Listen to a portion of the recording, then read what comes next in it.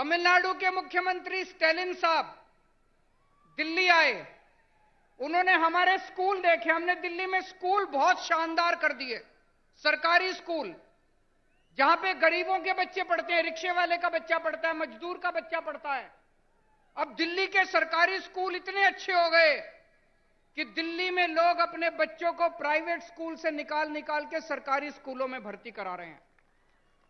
बड़े बड़े प्राइवेट स्कूलों से निकाल निकाल के सरकारी स्कूलों में भर्ती करा रहे हैं।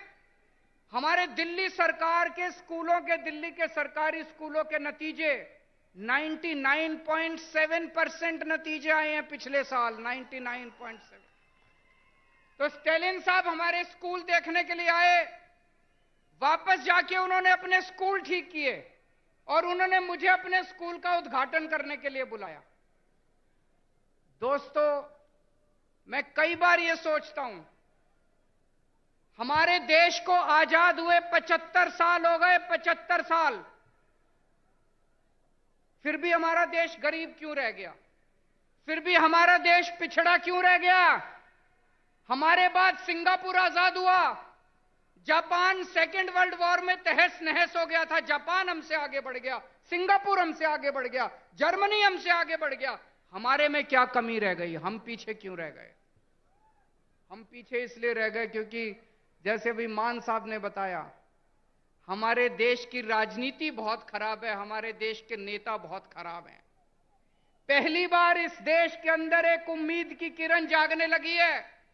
इस देश के अंदर कुछ मुख्यमंत्री एक साथ आ रहे हैं, कुछ नेता, अखिलेश यादव जी जैसे नेता एक साथ आ रहे हैं और अब हम सब मिलकर इस देश के विकास की चर्चा कर रहे हैं। हम सब मिलकर अब राजनीति की चर्चा नहीं करते। आज पूरा दिन सुबह से शाम तक हमने बैठ के चर्चा की कि देश के अंदर शिक्षा अच्छी कैसे होनी चाहिए, देश के अंदर अस्पताल अच्छे कैसे होने चाहिए, देश के अंदर सिंचाई अच्छी कैसे होनी चाहिए, किसानों के लिए क्या कर सकते हैं, मजदूरों के लिए क्या कर सकते हैं।